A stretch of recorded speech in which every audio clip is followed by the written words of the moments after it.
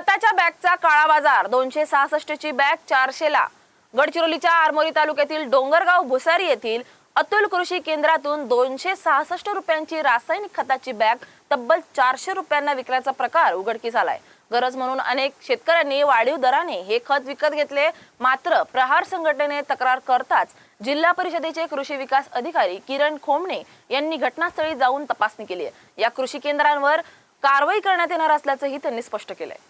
आज मी इथे अतुल कृषी केंद्र डोंगरगाव येथे उपस्थित आहे।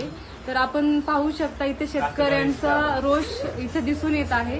तर आम्ही इथे थांबून प्रत्येक बॅग 266 रुपयांनी विकण्याची यांना सूचना दिलेल्या आहेत। तर काही कास्तकारांच्या इथे आम्हाला त्यांच्या हे आहेत की अडचणी आहेत की डायरेक्टली 400 किंवा जास्त दराने विकलेले आहेत आणि यांनी शेतकऱ्यांना बिलही दिलेली नाहीत। तर त्याच्यानुसार fertiliser control order 1985 essential commodity act 1955 under आम्ही यांच्यासाठी कारवाई करणार आहोत।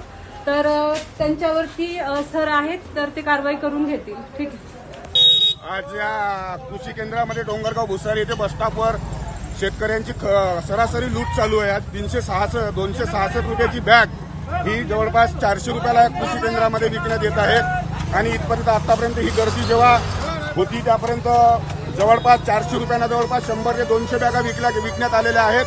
तरी या कृषी केंद्राला कृषी अधिकाऱ्यांना हे करून यांना लवकरात लवकर याला सील ठोकण्यात यावा अशी मागणी आम्ही या शेतकऱ्यातर्फे करत आहोत, जेणेकरून या शेतकऱ्यांची लूट ही कुठेतरी थांबली पाहिजे आणि शेतकऱ्यांना पहिलेच उदंड येत आहे आणि त्या शेतकऱ्यांना परत अजून हे खताचे युरिया खत काही भेटत नसल्यामुळे ते 266 रुपयाची बॅग जवळपास 300 रुपयाला 400 रुपयाला विकण्यात येत आहे। तरी या कृषी केंद्रवाल्याला सील ठोकण्यात यावा एवढीच आमच्या या शेतकऱ्यांची विनंती आहे।